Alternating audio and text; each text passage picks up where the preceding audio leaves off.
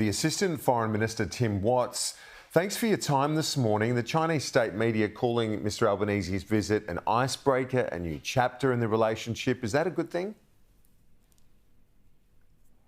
Well, Kieran, the first visit from an Australian Prime Minister to China since 2016 is a very significant event, and it's the product of the calm and consistent approach that we've taken to this very important but complex relationship since coming to government.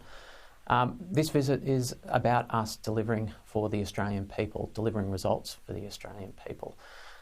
This visit allows for high-level engagement on the issues that matter for Australia, and dialogue in itself is important. You know, it's a way for us to find those areas to cooperate. As we've always said, we look to cooperate where we can, disagree where we must, always engage in the national interest, and high-level dialogue like this is the best possible opportunity for us to pursue that approach. The Shadow Minister, James Patterson, before the break was saying that it's wrong to say the government hasn't made any concessions in resuming these talks and getting this dialogue back on track, including, he says, the removal of efforts at the World Trade Organization on those tariffs that were put in place by China.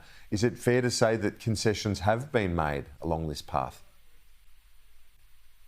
Well, Kieran, the important resumption of dialogue at the highest level between our countries is something that the Albanese government has achieved without compromising on issues of national interest. Now, I was listening to Senator Patterson's comments earlier, and unfortunately he's fundamentally misunderstood what's going on here. The WTO trade process involves established mechanisms for countries to resolve conflicts by dialogue between the parties. Now, what we have said, first in barley and now in wine, is that we would suspend, not withdraw, suspend, that is pause, our WTO dispute processes to enable an expedited review of the duties imposed by China in those circumstances, barley and now the 5-month expedited review process for duties on wine.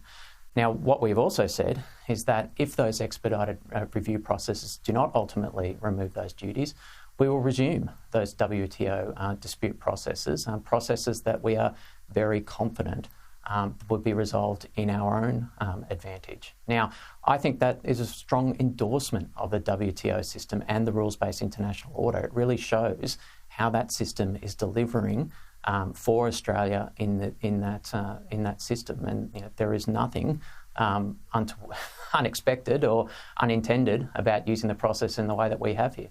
Has Australia gone soft when it comes to calling out China's aggression in the South China Sea, as suggested by Senator Patterson? Well, Kieran, we have said that we'll be calm and consistent in pursuing our relationship with China. Now, we can grow our relationship with China while also standing up for our national interests if we manage our differences wisely. When we say that we'll disagree where we must, we mean it. And there are disagreements between Australia and China, unsurprisingly, as we have very different systems, very different values often, and different international outlooks. You know, we've already spoken about disagreements over trade. We have other disagreements over human rights situations in Xinjiang, in Hong Kong, in Tibet, and I've spoken about them myself in multilateral United Nations human rights forums. We also have disagreements about the way that our region operates, and we have called out intimidation in the Taiwan Strait, in the South China Sea as well. We want to see an Indo-Pacific region that's peaceful, prosperous and secure, and that's governed by agreed rules, norms and international law. And a really important part of that is respect for the UN Convention on the Law of the Sea. If the government says this isn't a reset, how would you characterise it? Yeah, we've been very clear in saying that it's not possible to turn back time. We can't reset the relationship to what it was back in 2016. And the reason for that is because now it is not possible to separate those previously distinct trade and strategic policy issues. We see very clearly that China pursues a coordinated international strategy across its trade and strategic policy levers. There's no use complaining about that. That's the reality of the new world that we operate in. So we need to recognise that and adapt our own response. We need to use all of our Australian tools of statecraft across defence, across our diplomatic capabilities, across our economic capabilities, and coordinate and align them in the pursuit of our own interests. Now, what does a stabilised relationship between Australia and China look like in that new world? Well, clearly it's going to mean different things to China and to Australia. We have different interests and we will pursue them differently. But a stabilised relationship is one where Australia and China can engage in their national interests, where we can protect our own sovereignty, and where Australia can continue to pursue the foreign policy and the defence policies in our own region that are designed to contribute to a strategic equilibrium, a strategic balance in our region. So that's a fairly frank assessment you've given as to China's approach when it comes to trade and its strategic outlook.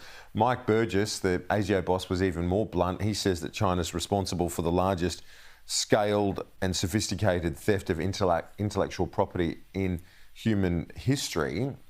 Can we still run this line and this message from the government that we will cooperate where we can and disagree where we must when dealing with a country that is undertaking such cyber theft? Well, as I said, Kieran, we can grow the relationship between Australia and China and stand up for our national interests if we manage our differences wisely. Now, we have said that our assessment of our national interests, of our strategic interests, hasn't changed, but we will pursue these differences calmly and consistently. And that's exactly what you've seen us do. We have always backed in our security agencies, our defence forces to do their jobs. Our job as political leaders is to pursue and to manage those differences calmly and consistently. The trade relationship has grown regardless of any hiccups, any problems in recent years. It's a quarter of our national trade is with China. What do you put that down to, the complementarity between our two economies? Well, Kieran, nations trade with each other when it's in their interest to do so, and there is a strong complementarity between Australian exports and Chinese demand. We've seen that grow in recent times, and that's why we've always argued that those $20 billion of trade impediments imposed by China were not just harmful to the relationship between our countries, but hurt China itself. These are goods that were in demand by the Chinese market. And as we see, now that these impediments have lifted, we're down to about $1 billion of impediments from that $20 billion left. There is strong demand for Australian goods, and that's a good thing. That said, the Australian government, while wanting to maintain that trade with China, is keen to support our businesses to diversify their trade markets. And one of the big focuses that you've seen from us recently is in the Southeast Asia Economic Strategy to 2040, where we're really seeking to deepen that trading relationship with our own immediate region, with Southeast Asia. And Nicholas Moore, as our Special Envoy to Southeast Asia, has led an intensive engagement effort to build those relationships. At the same time, you see growing trade relationships with other friendly countries in the region, particularly through our trading agreements with India in recent times.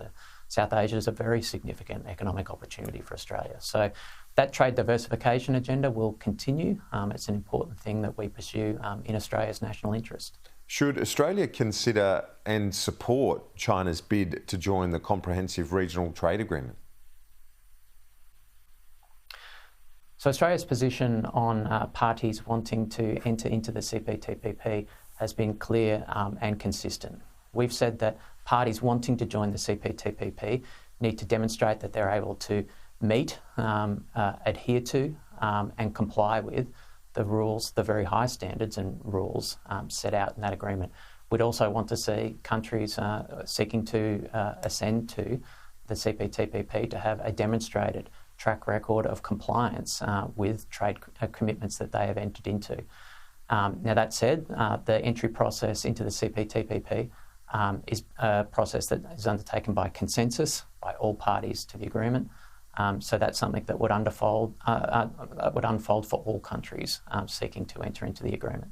The Middle East catastrophe continues. What's the latest advice you have for our viewers this morning on the number of Australians stuck in Gaza? So, Kieran, we continue to support 67 Australians in Gaza with consular assistance, and that means continually communicating with them the best information and options available to them to protect their safety and to advise them of options for leaving Gaza. We were very pleased and relieved that we were able to get 25 individuals that we were supporting across the Rafah crossing on November 1 and 2. Unfortunately, there haven't been further crossings by Australians of that border crossing point since then. But we thank the diplomatic efforts of Qatar, of Egypt, of the United States in seeking to broker that crossing. It's something that Australian consular officials, Australian diplomats and Australian Foreign Ministry officials work very hard at to try and press for further passage for Australians across that border crossing. And is there any prospect over the next 24 hours or so that we might see further evacuations?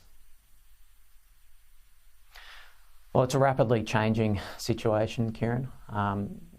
We are pressing very hard because we know how dire the situation is in Gaza. It really is a very serious humanitarian situation there. That's why we're pushing to get Australians out across that Rafah border crossing, but it's also why we're pushing very hard to get humanitarian assistance in.